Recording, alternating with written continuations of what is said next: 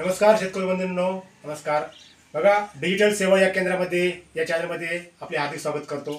Digital सेवा या चॅनलच्या माध्यमातून आम्ही तुम्हाला वेळोवेळी शासनाच्या ज्या काही योजना आहेत, महाराष्ट्र शासनाच्या असतील, राज्य सरकारच्या असतील किंवा भारत सरकारच्या असतील, ज्या काही योजना आहेत या योजना आम्ही तुमच्यापर्यंत पोहोचत असतो मित्रांनो। तर बघा, आज आम्ही एक योजना घेऊन आलेली आहे। ती योजना म्हणजे पीक विमा योजना। बघा, आपण शासनाने आता आपल्याला शेतकरी बांधवांसाठी पीक विमा योजना चालू केलेली आहे।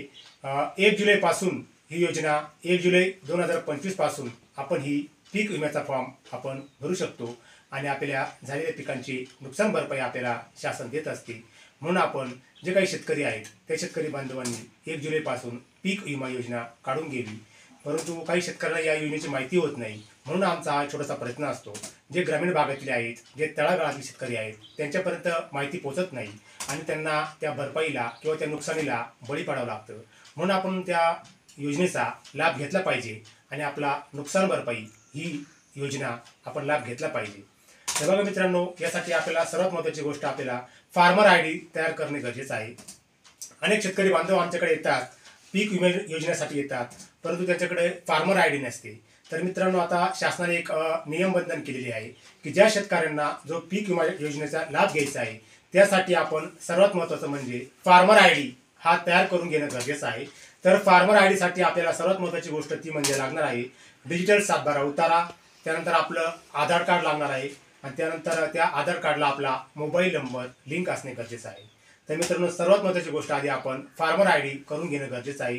सर्व शेतकरी बंधूंनी आधी लवकरात लवकर फार्मर ID, डिजिटल 7/12 उतारा, आधार कार्ड आणि मोबाईल नंबर घेऊन त्या ठिकाणी आपण सर्वात महत्त्वाची गोष्ट आधार कार्ड आणि फार्मर ID तयार करून घेणं गरजेचं आहे।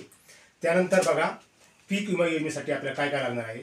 पीक विमा योजनेसाठी आपल्याला लागणार आहे फार्मर ID लागणार आहे, त्यानंतर डिजिटल 7/12 उतारा जो आहे तो लागणार आहे, आधार कार्ड लागणार आहे, त्यानंतर बँकेचे जे पासबुक आहे हे पासबुक आपल्याला त्या ठिकाणी लागणार आहे आणि त्या ठिकाणी आपल्या आधार कार्डला मोबाईल नंबर लिंक असणे हे गरजेचं आहे।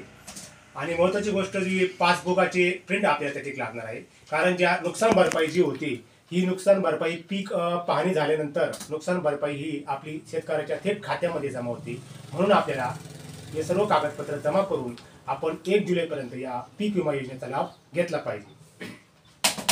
त्यानंतर दुसरा एक शासनाने नियमबंधन केलेले आहे, ती इथून मागं आपण 2024 पर्यंत आपण पीक विमा भरत होतो। अनेक शेतकऱ्यांचे पीक विमा आपण काढून दिलेले, अनेकांना त्याचा लाभ भेटलेले, परंतु पाठीमागे आपण 1 रुपयामध्ये आपण काढत होतो, परंतु आता शासनाने 1 रुपयामध्ये पीक विमा भेटणार नाही। 1 रुपयात पीक विमा योजना बंद झालेली आहे शासनाने आता, कारण आपल्याला दर हेक्टरीप्रमाणे आपल्याला त्या रकमेचा किंवा ज्या पेरणी जो विभाग आहे त्याचा 1% हिस्सा आपल्याला शासनाला भरावा लागणार आहे।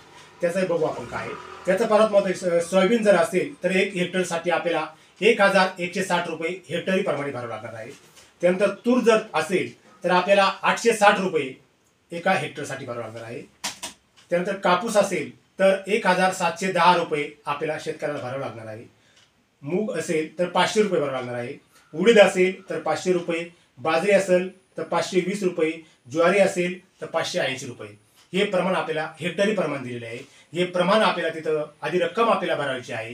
ज्या शेतकऱ्याला पीक विमा योजनेचा लाभ घ्यायचा आहे त्याला आपल्या पेरणी यंत्राच्या किंवा ज्या पेरणी विभागाच्या 1% हिस्सा आपल्याला तिथं आधी भरावा लागणार आहे। ते हेक्टरी प्रमाण आपण तुम्हाला सांगितलेले आहे।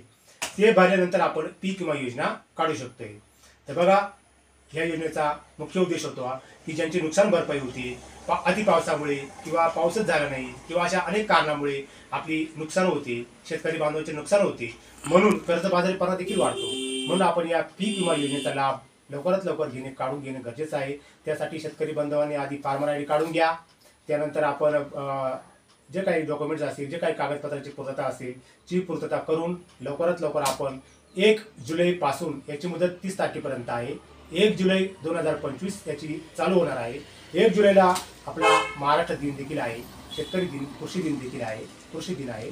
तर या ठिकाणी आपण सर्वांनी 1 जुलैपासून शेतकरी बांधवांनी लवकरात लवकर आपल्या जवळच्या CSC केंद्रामध्ये जाऊन आपण पीक विमा योजनेचा अर्ज भरून लाभ घ्या ही सर्व शेतकरी बांधवांसाठी विनंती करतो। असे नवीन योजना किंवा नवीन काही अजून योजना आल्या तर योजना आम्ही लवकरात लवकर तुम्हाला आम्ही या डिजिटल सेवा चॅनलच्या माध्यमातून तुम्हाला आम्ही पाठवत असतो। म्हणून तुम्हाला व्हिडिओ आवडला तर लाईक करा, शेअर करा आणि सबस्क्राईब करा. म्हणजे तुम्हाला लवकरात लवकर काही योजना असतील, शासनाची योजना असतील, महाराष्ट्र शासनाच्या असतील किंवा भारत सरकारच्या असतील, या योजना तुमच्यापर्यंत लवकरात लवकर पोहोचतील. धन्यवाद.